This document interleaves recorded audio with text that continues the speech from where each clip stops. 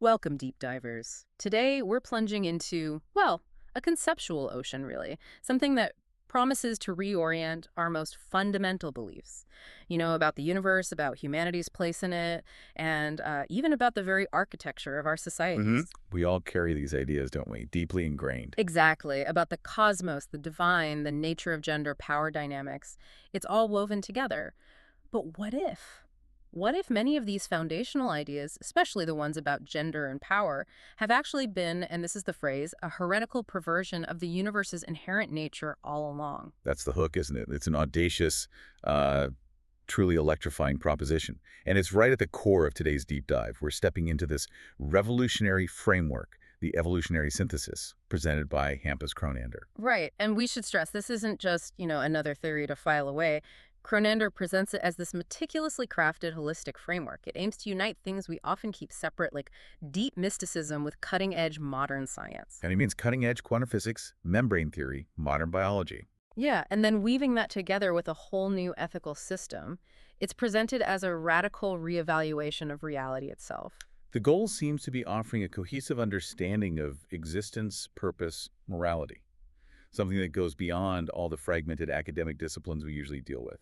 And what really jumps out, you mentioned it, is this central assertion that the female principle, not the male, is the indispensable prerequisite for life. Hmm. And that's not just biological observation, is it? It's positioned as a profound metaphysical declaration. It fundamentally repositions our understanding of existence right from the start. Which then leads, apparently, quite logically within his framework, to this new cosmic ethic. And maybe most surprisingly for some, a completely redefined concept of faith itself. Exactly. And that's why we're diving in. By the end of this, you, our listener, should have a really good handle on this groundbreaking perspective. It's the kind of thinking that could genuinely reshape how you view spirituality, science, even societal structures. So yeah, get ready for some potential aha moments. Definitely connections between fields you might not expect. Okay, let's dive in. Let's unpack this evolutionary synthesis. So first things first. What is the evolutionary synthesis at its core?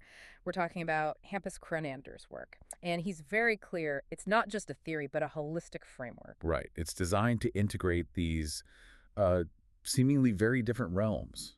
Mysticism on one hand. Which can mean a lot of things, but here seems to refer to deeper, perhaps non-empirical ways of knowing. I think so, yes. Uh, And then modern science, and he's specific. Quantum physics, membrane theory, biology, and crucially, tying it all together with ethics. It's not about just borrowing bits and pieces. The aim is finding this deep underlying unity. Okay, so the ambition is huge. To provide a cohesive understanding of existence, purpose, morality, moving beyond the usual academic silos. Absolutely. Think about that historical gap, that tension between faith and science. So yeah, the classic conflict narrative. Cronender's synthesis explicitly tries to bridge that, not by saying one is right and the other wrong, but by finding common ground. He argues there's a unified cosmic order that actually underpins both. It's incredibly ambitious. It really is. It demands a lot, intellectually, from different angles. But when you try to unify everything, isn't there a risk? Oversimplification or maybe not being rigorous enough in any one area? Does he claim to have the final word? That's a fair question. And no, it doesn't seem like he's presenting a closed dogma. It's more like a framework, something that allows ongoing science and evolving spiritual insight to feed each other. Okay, so it's a lens, not a final picture. Exactly. A coherent lens to view reality through. You could compare it to physicists seeking a theory of everything, but Cronander extends that ambition way beyond just physics. Right, to include the metaphysical, ethical, spiritual dimensions too. Precisely. So for anyone listening who's felt that disconnect, that tension between, say, spiritual feelings and scientific understanding, this framework offers a path, Hmm. an intellectually robust way to try and reconcile them. Seeing the universe as this coherent, maybe even sacred whole, where science isn't debunking spirit, but potentially revealing it. That seems to be the core idea, yes. Okay, now let's get to the really provocative part. The claim that truly ignites the debate. Cronander doesn't just critique patriarchy. He dismisses it as a heretical perversion of cosmology. hmm And that wording is crucial. Heretical perversion. It's not just social commentary. It's a direct challenge to viewpoints that have shaped societies, religions, power structures for, well, millennia. It really makes you think about the word heresy. What does it mean to call something that has been the orthodoxy a heresy? Usually heresy is the deviation from the accepted truth, right? The departure from the established order. Exactly, but Cronander flips that entirely. Yeah. He argues that patriarchy itself is the deviation. It's the departure from the universe's inherent truth, its fundamental cosmic order. Whoa. So the established power structure is the actual heresy, cosmically speaking. That's the claim. It's a radical reversal. What was considered right, ordained, is declared fundamentally wrong by the very nature of existence, according to the synthesis. So the implication isn't just we need social change, it's the cosmos itself rejects this structure. It positions patriarchy as a cosmic error, A fundamental misreading of reality. which, if you take that seriously, has staggering implications. Mhm. Think about history, religious texts, political systems built on that misreading. If their foundational understanding of the cosmos is deemed flawed, a perversion, well, what does that do to their legitimacy? You mentioned Copernicus challenging the Earth-centered view. This feels similar, but maybe even bigger, because it directly tackles power and ethics on a cosmic scale. It forces a fundamental rethink, and Cronander links this to responsibility. He says it becomes the enlightened human's responsibility to deconstruct patriarchal structures from the ground up. So for you listening, just sit with that for a moment. If the universe itself, in its deep structure, says patriarchy is a perversion, how does that challenge your assumptions about gender, power, even the divine? It's a profound question. Yeah. And it flows directly from this reevaluation of the female principle. Right. The synthesis argues the female, not the male, is the prerequisite for life, the indispensable principle. And again, stressing it's not just biology. It's presented as a metaphysical force, closer to life's original potential. It's a reevaluation of cosmic significance. Moving the female principle from, the historical helper or complementary role To being absolutely central, foundational, life-giving. And you emphasized earlier, this isn't about romanticizing gender roles. No, not essentializing in a simplistic way. It's presented as recognizing a fundamental cosmic and biological reality within this framework, grounding the female principle as foundational to existence. He makes that quote, right, about whether you use God concepts or nature spirits or science. Yes, exactly. Let me find the translation again.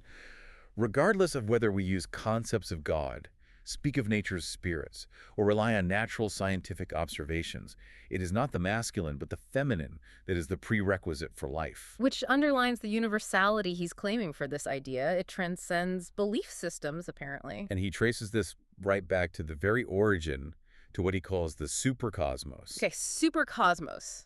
This isn't just a fancy word for space, is it? It sounds bigger, much bigger. It is. It's a truly mind-bending concept. Cronander defines it as the aggregate of nothingness, the 11 dimensions, and their imaginary twins. Right. Let's break that down. Nothingness. Yeah, in Tahitian, in Swedish. But crucially, not an empty void. Think of it more like a dynamic field, cosmic womb almost, filled with unmanifested possibilities, infinite potential bubbling away. Okay, so nothingness is actually the source of everythingness. In potential, yes. Yeah. Then you add the 11 dimensions. This comes from M theory in physics. Which suggests our familiar 3D space plus time is just a slice. Pretty much, like one page in a much bigger multidimensional book. M theory suggests these other dimensions, these other folds we can't perceive, exist. So the supercosmos includes all that hidden reality, too. Exactly. It expands our idea of reality massively. And these imaginary twins, that sounds very abstract. It comes from the mathematics of quantum physics, doesn't it? Imaginary numbers being necessary. They are. And Cronander argues this mathematical necessity isn't just a trick. It supports the idea of a mirrored reality, maybe with opposite energy, hinting at this deep interconnectedness and balance at the heart of existence. Like a fundamental symmetry. Seen and unseen balancing each other out. Something like that. It provides a basis for thinking about how existence could arise from this potential-filled nothingness. Wow. Okay, so our visible universe is just one branch on this enormous multidimensional tree of reality. That's a lot to take in. It certainly urges us to think beyond our everyday experience, doesn't it? Definitely. And within this vast supercosmos, what about gender? Here's a crucial point. Cronander states that in the supercosmos, there is no gender identity, only potential. Ah. So gender isn't original. It's not baked into the foundations of reality. According to this synthesis, no. It provides a metaphysical ground for understanding gender as purely functional. It's an evolutionary strategy that arises later on. A tool that life develops. Exactly. a means for life to accelerate complexity, primarily through faster mutation and variation that sexual reproduction allows. It's not an inherent property of the origin, but an adaptive mechanism. That challenges so many traditional ideas, doesn't it? Where gender is seen as this fundamental, immutable aspect of being. Absolutely. It separates biological sex-gender completely from the deeper gender-neutral potential of existence back in the supercosmos. So if you think about creation myths, often you have gods and goddesses, male and female principles right at the start. Primal pairs. This offers a totally gender-neutral genesis. Gender comes later, for a purpose. That's the idea. It's a functional development. Okay, so if gender isn't original, how does it emerge functionally? This leads to his concept of sexual asymmetry, right? Yes. Life eventually divides its genetic material into two carriers. And here's where Cronander makes that key distinction. The female, specifically the egg cell, is described as indispensable. It carries the nutrition, the structure, the continuity for the next generation. The foundation. The foundation, exactly. Yeah. While the male, the sperm, is described as the catalytic complement, an impulse, a source of variation, mutation. So not equal in function, but asymmetrical in purpose. Precisely. That phrase, asymmetry and purpose, is vital. The female principle is the stable carrier, ensuring the lineage and structure continue. Think biology. The egg provides almost all the cellular machinery, the mitochondria, the cytoplasm. The actual stuff of the new cell. Right. The male principle, the sperm, brings the genetic variation, speeds up evolution. Both are vital for sexual reproduction as we know it, but their roles are fundamentally different, non-interchangeable in their core contribution. One provides the continuity and structure. The other injects change and speeds things up. And Cronander roots this in observable biology, then elevates it to a cosmic principle. Which does challenge our usual ways of thinking about equality, doesn't it? Suggesting different roles, even asymmetrical ones, can both be essential, but maybe one is more foundational to the sheer continuation of life. It's a complex point, and it leads directly back to his critique of patriarchy. Okay, let's loop back to that. How does this asymmetry connect to the heretical perversion claim? Well, Cronander's argument is that patriarchal traditions fundamentally misread this asymmetry. They took the distinction between the indispensable female principle and the catalytic male principle and twisted it into a hierarchy of dominance. So they mistakenly interpreted catalytic or impulse as meaning superior or in charge. Exactly. Instead of recognizing the centrality, the indispensability of the female principle as the foundation, they constructed systems based on male dominance, a fundamental misinterpretation of the cosmic and biological reality, according to him. And calling that misinterpretation a heresy is that powerful theological and metaphysical move we talked about. Yes. It reverses the language of power. Orthodoxy becomes heresy. What was seen as the norm is revealed as a deviation from the cosmic order. Which implies that any system, religious, political, social, built on that premise of male dominance, lacks fundamental legitimacy, because it's based on a cosmic falsehood. That's the strong implication. And it leads to that call for deconstruction, for it being the enlightened human's responsibility to dismantle those structures. It's a really radical reevaluation of gender, power, and the cosmos itself. And this reevaluation doesn't stop there. It also feeds into a completely new understanding of faith. Okay, so building on this reevaluated cosmos, this challenge to patriarchy, Cronander introduces a new way to think about faith, a theological synthesis. Yes, he classifies faith into 3 distinct levels, and the explicit goal here is to bridge that gap between traditional belief and modern science. Trying to reconcile them, basically. Right. Recognizing different ways people engage with spiritual narratives, it's presented as a kind of intellectual and spiritual progression. Which could be really helpful, actually, for anyone feeling caught between, say, childhood religious teachings and what science tells us now. Exactly. It offers a potential way to navigate that tension. So level 1, literal faith. What's that? He describes this as the simplest form. Basically, static book worship. The idea that all truth is right there in the sacred scripture. Explicitly, unambiguously, no interpretation needed or allowed. Take it word for word. Pretty much. Yeah. And because of that, it's characterized as rigid and unable to adapt. It struggles with new scientific insights or evolving ethical ideas because the book is considered fixed and final. Comfortable in its certainty, maybe, but limited. A closed system. That's the assessment. Think of fundamentalist approaches in various religions where texts are read as literal history or science, leading to conflict with evidence. Okay. Then level 2, conceptual faith. How does that differ? Here, you still accept the spiritual narrative, the stories in the texts, but you interpret them metaphorically. You look for the deeper truths beneath the surface story. So it requires more active engagement. Yes, it demands ethical reflection and personal responsibility. It's up to the individual to find the deeper meaning and apply it. It moves beyond passive acceptance of dogma. Towards something more personal, more flexible. Exactly, a more personal and changeable spirituality. Mm-hmm. It requires using your own moral compass alongside the text. Think about parables. The literal story isn't the main point. It's the vehicle for a universal ethical or spiritual lesson. Right, you have to unpack the metaphor. An intellectual step up requiring active interpretation. And then level 3, the most advanced, according to Cronander. Scientific faith. This sounds almost contradictory. It does initially, but it builds on science. It accepts the scientific axioms of a measurable reality, but adds a crucial third axiom, that in nothingness, that in the infinite potential we talked about, exists this boundless possibility. And here, the divine isn't some being outside the universe. The divine is defined as the aggregate of this potential and everything that has arisen and continues to arise from it. Whoa. So God isn't the creator of the universe. God is the universe, including the potential it came from. Precisely. It resonates strongly with Spinoza's Deus ex natura, God or nature. The underlying potential and the ongoing process of creation itself, it dissolves that separation between creator and creation. Everything becomes sacred in a way. Every atom, every law of physics. That's the implication. It imbues the natural world itself with divinity. But what about the personal aspect? For someone used to praying to a personal God who intervenes, does this scientific faith leave a void? How is that addressed? That's a really important theological question. Within this framework, the personal connection might shift. Instead of petitioning an external being, perhaps spiritual practice becomes about understanding and aligning oneself with these inherent cosmic processes, recognizing oneself as part of this divine unfolding. It requires a different kind of relationship, maybe less interventionist, more participatory. A shift from supplication to participation, perhaps? That could be one way to frame it. It certainly reframes things like prayer or miracles.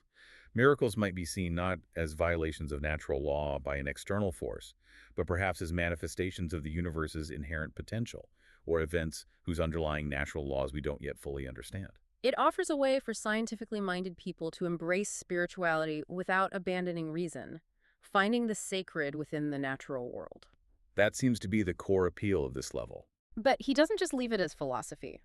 Cronander argues this scientific faith has actual scientific underpinnings. He points to M-theory, imaginary numbers, quantum mechanics. Can you walk us through those connections again? How does physics support this? Right. This is where he tries to ground the theology in empirical science. Let's take them one by one. M-theory in 11 dimensions. As we touched on, M-theory suggests our reality is just a small part of a larger 11-dimensional structure. For Cronander, this complex, hidden reality reinforces the idea of the supercosmos, this vast potential existing beyond our perception. It gives a kind of scientific plausibility to nothingness being incredibly rich and multi-layered. Okay, so more dimensions means more room for potential. In a way, yes. Then, imaginary numbers in twin realities. We mentioned imaginary numbers are essential in quantum math. Cronander interprets their necessity as hinting at a deep symmetry, maybe even a twin reality for each dimension, with opposite energy. Like a mirror universe balancing ours out. Perhaps. It suggests an underlying balance and interconnectedness.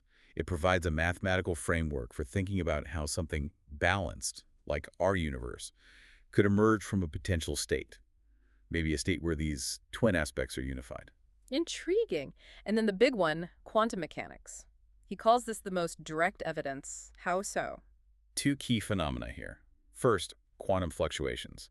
The fact that in the quantum vacuum, particles literally pop into existence from nothing, always in pairs with opposite energy, particularly antiparticle, and then vanish. Something from nothing, scientifically observed. Exactly. Cronander sees this as direct empirical support for Titan being this dynamic source, constantly creating. Science observing the creative potential of nothingness. And the second quantum phenomenon? Entanglement. This is the spooky action at a distance.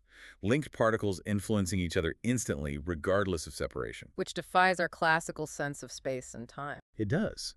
And Cronander interprets this profound, non-local interconnectedness as evidence for the universe acting as one coherent, deeply integrated system, one organism, essentially. So quantum physics isn't just weird math. It's revealing the interconnected, dynamic, creative nature of reality itself. That's how he synthesizes it.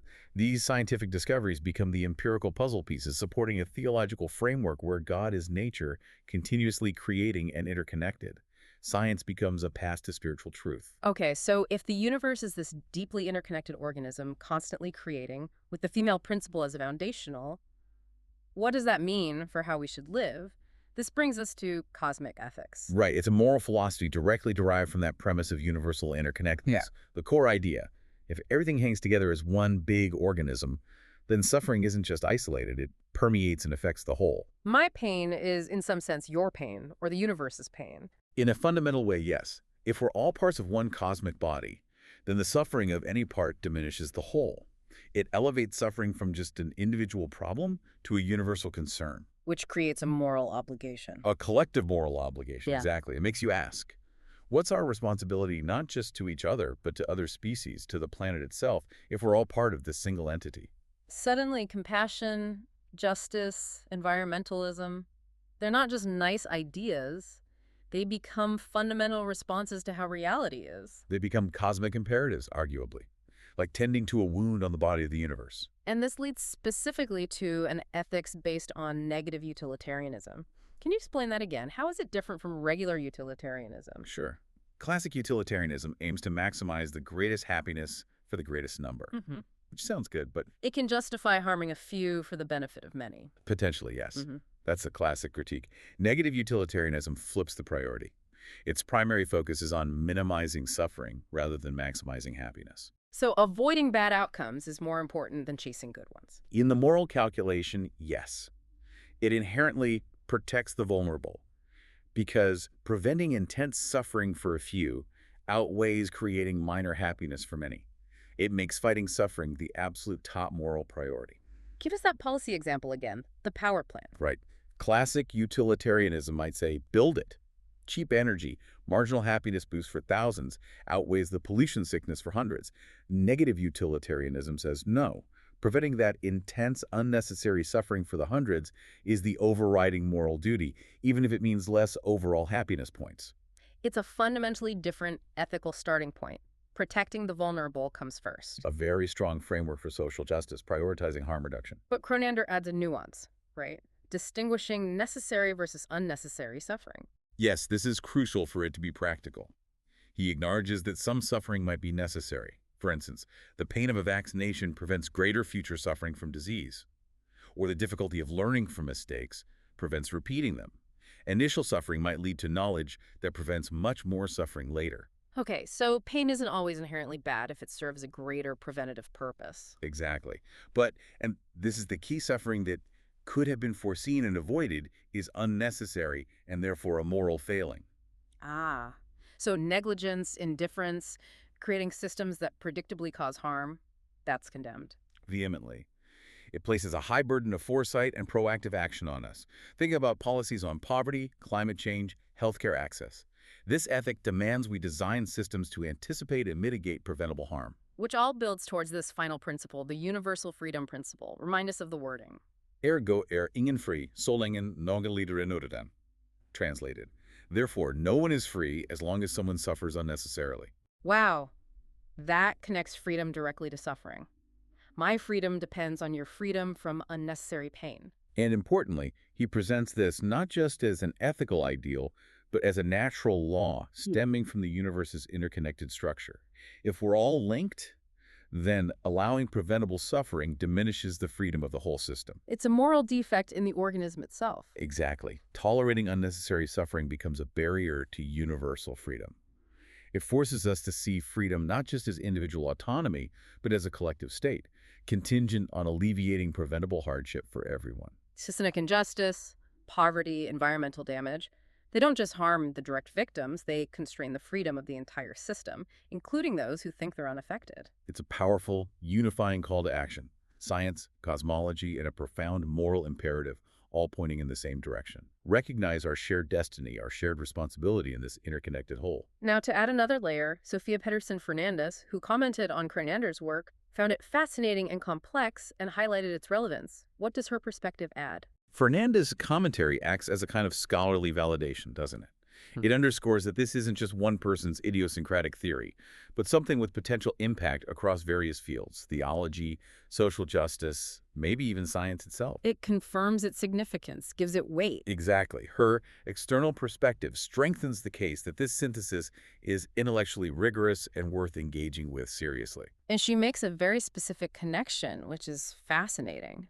She says Cronander's text can be synchronized with feminist liberation theology within the Catholic Church and even strengthen its arguments. That's a really powerful link. Feminist liberation theology already works within traditions like Catholicism to challenge patriarchal interpretations and structures, advocating for justice and equality from the inside. Right, rereading texts, highlighting marginalized voices. Exactly. But Cronander's argument adds a whole new dimension. His claim isn't just social critique, it's metaphysical, saying patriarchy is a heretical perversion of the cosmic order, and the female principle is cosmically central. That provides a foundation that's arguably non-negotiable within the cosmic framework itself. So it moves the argument from this is unjust socially to this violates the fundamental nature of reality. Precisely. It potentially gives feminist theologians an argument rooted not just in ethics, but in cosmology, in the very structure of existence as presented by the synthesis. Imagine the weight they could carry within theological debates. Demanding change based not just on fairness, but on aligning with cosmic truth. That's potent. Extremely potent. Fernandez also mentioned something broader. Inter- and extra-religious feminist ecumenism. What does that mean? It sounds like building bridges everywhere. It really does. Let's break it down. Interreligious, that's cooperation between different faiths, finding common ground. Okay. Extra-religious. That extends it beyond formal religions to include secular feminists, those working from a human rights perspective, maybe even scientific or philosophical angles, non-theistic movements. Got it. And ecumenism is about unity. Right. So Fernandes is suggesting Cronander's synthesis could be a unifying framework, a common ground where diverse groups, Catholic feminists, Protestant feminists, Jewish feminists, Muslim feminists, secular feminists, spiritual but not religious feminists, maybe even scientists concerned with cosmic balance, can all converge. Finding shared principles in this idea of cosmic justice and the rejection of patriarchy as a cosmic error. Exactly. A potential platform for incredibly broad dialogue and collaboration, all rooted in these universal principles drawn from the synthesis. It paints a picture of a very inclusive, very expansive movement. It certainly points towards that possibility. So wrapping up this section, both Cronander and Fernandes seem to see the synthesis not just as theory, but as opening a new path forward. Yes, a path where science and spirituality aren't enemies, but can actually inform and enrich each other in the search for meaning, for truth, and crucially, for justice. It's a powerful attempt to redefine our relationship with the universe, offering this blueprint for, hopefully, a more ethical, more equitable future, moving past that old conflict model. Towards integration, mutual illumination, where science deepens spiritual understanding and where ethical responsibility is seen as fundamental to the cosmos itself. It's genuinely transformative, this vision. Science, spirituality, ethics, all woven together. Hashtag outro. Wow, okay, that was quite the deep dive. We've journeyed through Hampus Cronander's Evolutionary Synthesis. A huge amount to process. Definitely. We saw the radical challenge to patriarchy, framing it not just socially wrong, but as heretical perversion of cosmology. And the argument for the cosmic centrality of the female principle, not just biologically, but metaphysically foundational. Indispensable. Then the redefinition of faith itself, moving from literal through conceptual to this idea of scientific faith. Where God is the universe, Deus ex natura, the aggregate of potential and all that arises from it, with claims support from modern physics. And that powerful call for a cosmic ethic rooted in interconnectedness and focused on minimizing suffering through negative utilitarianism. Leading to that stark principle. No one is free as long as someone suffers unnecessarily. We also touched on gender arising functionally, not as some eternal identity, and this constant theme of the deep, deep interconnectedness of everything, from the supercosmos down to quantum entanglement. So if we take this framework seriously, even just as a thought experiment, if the universe itself, through its deep laws, its evolutionary paths, essentially tells us that unnecessary suffering prevents freedom for anyone, and that patriarchal traditions are a fundamental misreading of its order, Yeah. well, the provocative question then becomes, What radical shifts does that demand from us right now as individuals, as societies? How do we align ourselves with what this synthesis presents as the inherent truth of existence? That really is the question to sit with, isn't it? A profound challenge. We hope this deep dive has given you, our listeners, a lot to think about, a fresh, maybe challenging perspective. We encourage you to reflect on these ideas. Maybe look into some of the science, like M theory or quantum entanglement, or revisit Spinoza. Consider how this framework might resonate or clash with your own understanding of spirituality, justice, your place in this vast interconnected reality. We hope it's provided a valuable shortcut to being well informed about a truly significant and potentially transformative way of thinking. Thank you for diving deep with us today.